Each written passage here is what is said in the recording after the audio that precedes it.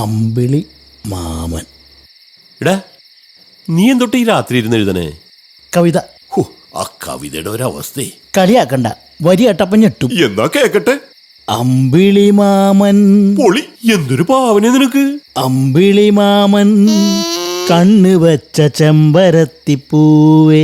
മോളിന്ന് താഴേക്ക് നീ തന്നെ എഴുതിയാണോ അത്? ഞാൻ തന്നെ എഴുതിയാണ്. അടുത്തൊരിയേക്ക്. ഉപ്പിലിട്ട മാങ്ങയോളം വരില്ല വേറെയൊന്നും. എന്തൊട്ട് വരിയടത്? എന്റെ നൊസ്റ്റാൾജി, പണ്ടത്തെ ഉപ്പിലിട്ട മാങ്ങ. ഓ, അത് കറക്റ്റ്. ഇനി അടുത്തൊരിയേക്ക്. ലൂവിക്ക അച്ചാറ്, ഇഞ്ചി മിഠായി. എനിക്ക് പണ്ടത്തെ കാര്യങ്ങളൊക്കെ ഓർമ്മ വരണ്ടാ.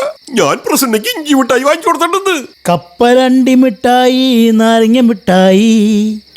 കപ്പലണ്ടി മിഠായി ഇത് ഞാൻ പ്രസന്നയ്ക്ക് വാങ്ങിച്ചു കൊടുത്തിട്ടുണ്ടാ.